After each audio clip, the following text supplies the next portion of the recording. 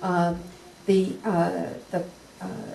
after he graduated from college, he would be, I think, probably the first president ever to have majored in textiles. Because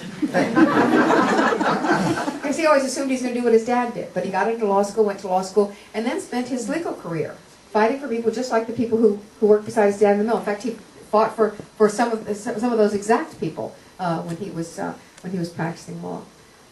It meant that he stood up against insurance companies, trucking companies, pharmaceutical companies, all who thought because they had more money than the person on the other side that they were going to get their way. It happens in Washington. Why shouldn't it happen in the courtrooms of North Carolina? Well, it doesn't happen if that normal human being, normal person fighting that corporation has a real champion, but somebody with strength and a voice and determination to do whatever is necessary and work as hard as they need to work and make the case as strongly as they need to make it about why this corporation is wrong and why this normal working person who's just trying to do the right thing ought to get a fair shake. And he did it over and over and over again, unbelievably successfully. And he went to the Senate. He took on the same fight in a larger context. Now, mind you, it was a Republican. Most of the time, it was a Republican president and a Republican Congress. There were certain limitations on what he could get done, but he did get the Patients' Bill of Rights passed with Senator Kennedy and Senator McCain against enormous opposition from HMOs. He managed to convince enough Republicans to vote with him, made the case exactly as he'll be able to make it as president. What he's done his whole life is a predicate for the positions that he holds today. And what that means for us as Americans is that we'll have somebody in the White House who believes these things unbelievably strongly. It's not he couldn't not have his position on trade or not have his position on universal health care any more than he could cut off his leg. It's part of who he is as a person. These are the things that he cares most deeply about, and that means we're going to have an advocate unlike one we've seen in a really long time. His support for organized labor is exactly the same because he saw what protections the people who had organized labor behind them had and how little protection those who did not have. Their lone voice meant nothing against a corporation who would do what it wanted, frankly. We have an opportunity to have that kind of a champion.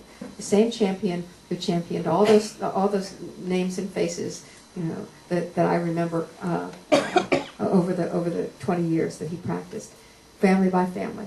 And he can do it on a larger scale. And all we have to do is get him nominated. If we get him nominated, he's going to win. And we know he's going to win because he's going to put in place states other candidates just right off. You hear candidates all the time. In 2004, some things that are frustrating for me. One is that we never ran a single ad in the state of North Carolina. Not one ad. Can you imagine? Why? Because Democrats write it off. Can't win in North Carolina. We were in Louisiana for about a minute and a half before we got out of there. We were never went to Tennessee at all, except to collect campaign money. No reason to campaign there. Al Gore had lost. And Kansas. Well, Thomas Frank wrote a whole book about why you can't win Kansas. And Oklahoma. Could there be a more Republican state? Well, maybe Montana. Every one of those states has a Democratic governor.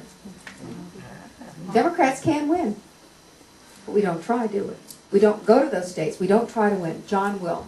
John pledges this is a 50-state strategy. We probably won't win Utah, but the truth of the matter is we sure won't win if we don't play. If the Red Sox don't show up in Colorado, they're losing that game. I'm pretty sure they're going, but the truth, I think that may be the only way they're going to lose it is by not showing up.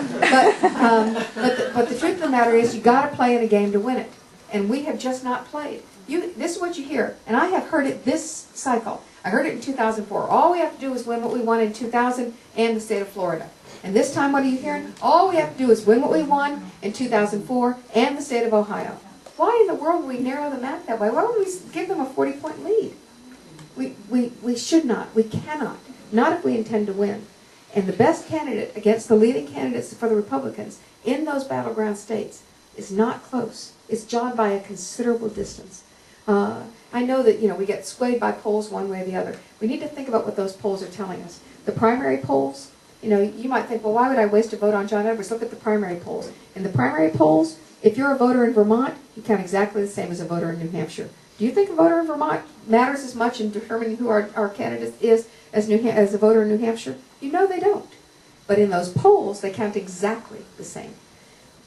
John has the capacity to win this. But for all the things that in terms of electability and other things, what I really want you to do when you go in to vote, I want you to trust your heart. I want you to, you're getting a chance to look at each of these candidates in the eye. You're getting a chance to ask them questions. Look at them closely and make that evaluation. And then if you trust your heart, I feel completely comfortable with that. And John does too. Okay, your turn. You can ask whatever you want, as long as I intend to.